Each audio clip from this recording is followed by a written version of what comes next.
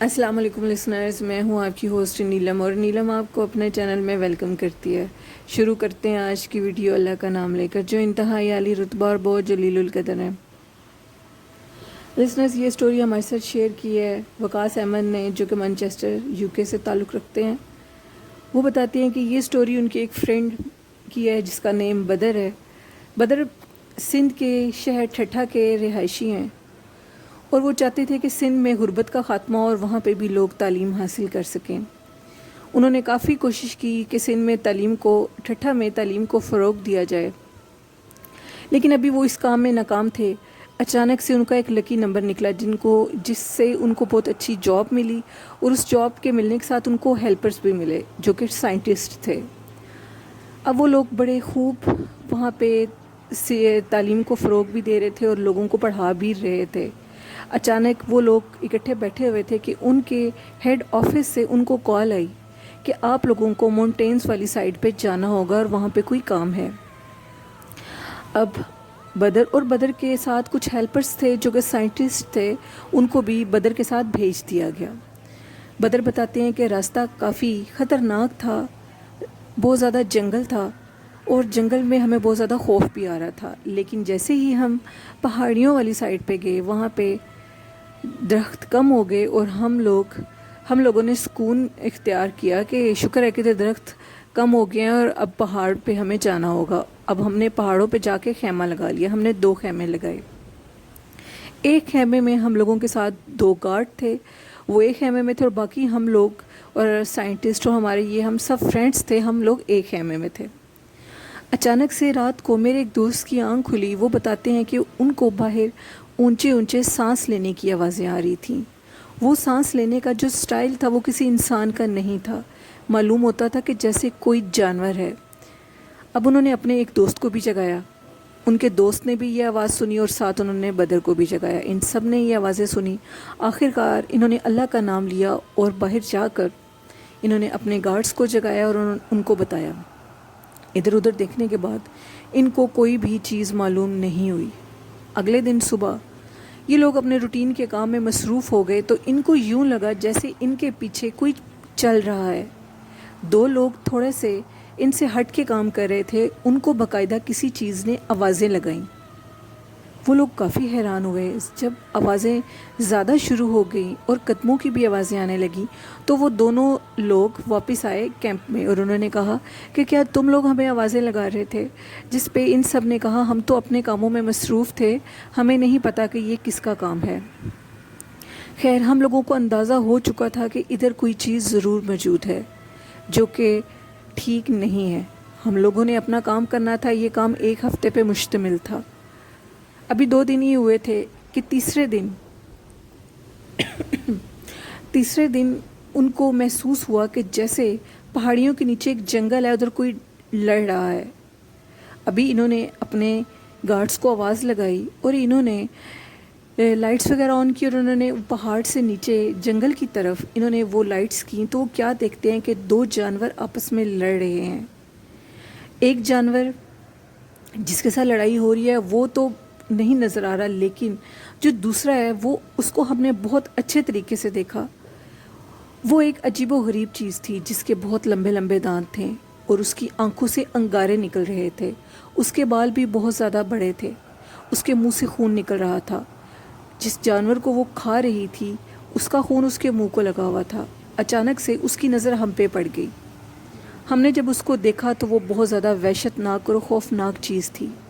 ہم سمجھ چکے تھے کہ یہ کوئی جانور نہیں ہے، یہ غیر مرئی مخلوق ہے۔ ہم لوگوں نے رات تو کیسے کر کے نکال لی۔ صبح ہم نے اپنے ہیڈ آفس میں کال کی، اور ہم نے اس جگہ سے موو کر دیا۔ لسنرز، یہ سٹوری تھی بدر کی۔ بدر کہتے ہیں کہ وہ جگہ اسیب سے بھری ہوئی تھی۔ پہاڑیوں پہ ایسی چیزیں ضرور ہوتی ہیں۔ کہتے ہیں کہ پہاڑیاں ایسی چیزوں کی ٹھکانہ ہے، کیونکہ آپ صلی اللہ علیہ وسلم نے جب جنات کو انسانوں کی بستی سے نکالا تھا تو وہ پہاڑیوں پر اور سمندر پر انہوں نے اپنے بسیرے کر لیے تھے۔ تھینک یو وکاس، آپ نے اپنی سٹوری میرے ساتھ شیئر کی، بہت شکریہ۔ اب بڑھتے ہیں ایک اور سٹوری کی طرف۔ یہ سٹوری ہمارے ساتھ شامیر نے شیئر کی ہے۔ شامیر بتاتے ہیں یہ ان کی زندگی کا سچا خوفناک واقعہ ہے۔ شامیر کے دادا ابو بہت امیر رئیس انسان تھے جن کے پاس 6 گاؤں تھے، لیکن جو شامیر کی دادی ماں تھیں وہ بہت زیادہ مغرور عورت تھیں۔ ان کی مغروری کی وجہ سے ایک دن دادا ابو بھی فوت ہو گئے، اللہ کو پیارے ہو گئے، اور جو ان کی ساری جائیداد تھی وہ بھی ختم ہو گئی۔ بالآخر ہم لوگ شامیر بتاتے ہیں کہ ان کے والد صاحب نے بتایا کہ ہم لوگوں کے جب حالات بہت زیادہ خراب ہو گئے تو ہم لوگ ایک چھوٹے سے گھر میں شفٹ ہو گئے۔ وقت گزرنے کے ساتھ ساتھ شامیر کے جو والد صاحب تھے وہ پولیس لائن میں چلے گئے۔ جب وہ پولیس لائن میں گئے تو انہوں نے کافی اچھا کام کیا اور وہ انسپیکٹر بن گئے۔ اب ان کے گھر میں ایک نوکرانی تھی جس کے ہاتھ میں سارے گھر کا کام تھا۔ شامیر کہتے ہیں، میرے ابو بتاتے ہیں کہ وہ نوکرانی ہمارے گھر کی کافی دیکھ بھال کرتی تھی، لیکن میری دادی اماں جو کہ ان کے ابو کی والدہ تھیں وہ ابھی بھی اپنی مغروری سے باز نہیں آتی تھیں۔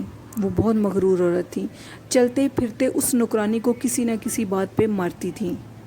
ہم اپنی امی کو سمجھاتے تھے کہ امی آپ ایسا نہ کریں، اگر اس کو کچھ ادھر ادھر لگ گیا تو اس کی جان بھی جا سکتی ہے، لیکن شامیر کی دادی اماں بہت زیادہ مغرور اور بدتمیز اور بد اخلاق عورت تھیں۔ وہ بندے کو بندہ نہیں سمجھتی تھیں اور سب پر ظلم کرتی تھیں۔ شامیر کہتی ہیں ایک دن ہماری نوکرانی جمیلہ سے کوئی غلط کام ہو گیا جس پہ میری دادی اماں کے ہاتھ میں ایک بڑا لوہے کا گلدان آیا اور انہوں نے وہی اس کے سر پہ دے مارا۔ گلدان اس کے سر پہ تو نہ لگا لیکن گلدان ان کے دل والی جگہ پہ لگی اور اس لڑکی کی دل کی دھڑکن ادھر ہی رک گئی اور وہ مر گئی۔ اسی ٹائم جو کہ شامیر کے ابو تھے ان کو تھانے میں جا کر خبر دی گئی تو وہ بیچارے بہت بکھلائے ہوئے آئے۔ جب وہ آئے تو انہوں نے راتوں رات جمیلہ کی لاش کو کسی جنگل میں جا کر دفنا دیا کہ ان کی والدہ پہ کوئی کیس نہ بنے۔ ان کے حالات اب پہلے کی طرح ٹھیک ہو چکے تھے۔ شامیر کی جو دادی ماں تھی وہ پھر مغرور ہو چکی تھی، وہ کسی سے بھی پیار نہیں کرتی تھی، ہر ٹائم ان کی زبان سے انگارے ہی نکلتے تھے۔ اب شامیر کی جو والدہ تھیں وہ بہت زیادہ پریشان رہنے لگی تھی کہ کوئی بھی کام والی نہیں اور میں گھر کا کام اکیلے نہیں کر سکتی۔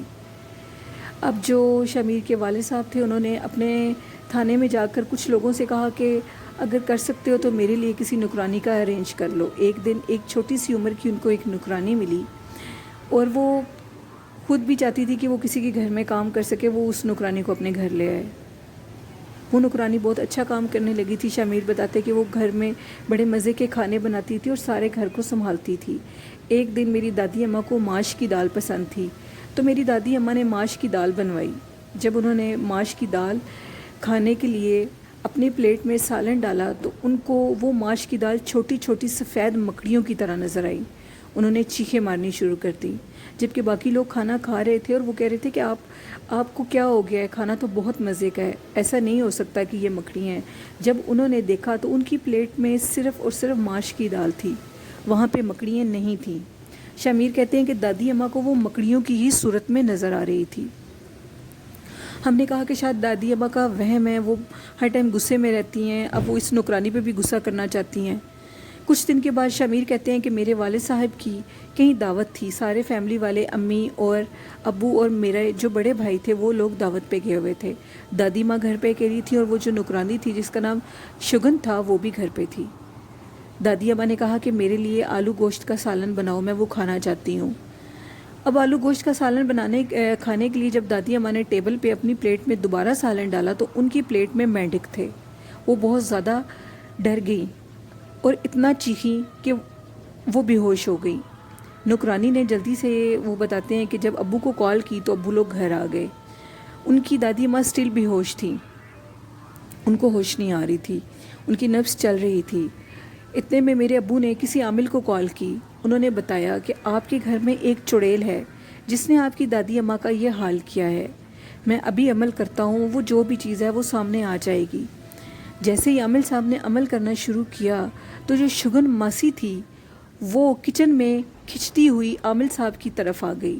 عامل صاحب نے جب اس کو دیکھا تو اس کی شکل خوفناک ہو چکی تھی۔ عامل صاحب نے کہا کہ کیا آپ نے اس کے پیروں کی طرف دھیان نہیں دیا؟ اس کے پاؤں الٹے تھے۔ اس چڑیل نے آپ کی والدہ کو مار دیا ہے۔ ہم نے جب اس سے پوچھا کہ تم نے ایسا کیوں کیا ہے، جس پہ اس نے کہا کہ انہوں نے کچھ عرصہ پہلے میرا قتل کیا تھا، میری روح بھٹک رہی ہے، میں نے ان سے اپنا بدلہ لے لیا ہے، اب ان کی نبض چیک کرو، یہ مر چکی ہیں۔ جب میری دادی اماں کو چیک کیا گیا تو وہ واقعہ ہی مر چکی تھیں۔ یہ اس کا بدلہ تھا جو دادی اماں نے اس کے ساتھ کیا تھا۔ یہ کہانی کتنی سچی ہے یہ اللہ ہی جانتا ہے، لیکن کافی لسنرز نے میرے ساتھ یہ سٹوری شیئر کی ہے۔ اللہ پاک ایسی مخلوق سے ہم سب کو اپنے حفظ و ایمان میں رکھے اور بہت خیال سے گھر میں نگرانی رکھا کریں۔ لسنرز، آج کی سٹوریز آپ کو کیسی لگی؟ اپنا فیڈ بیک مجھے ضرور دیجیے گا، اور میرے چینل کو زیادہ سے زیادہ سبسکرائب کیجیے اور لائک کیجیے۔ اسی کے ساتھ اپنی ہوسٹ نیلم کو اجازت دیجیے، دعاؤں میں یاد رکھیے گا۔ اللہ حافظ، اللہ نگہبان۔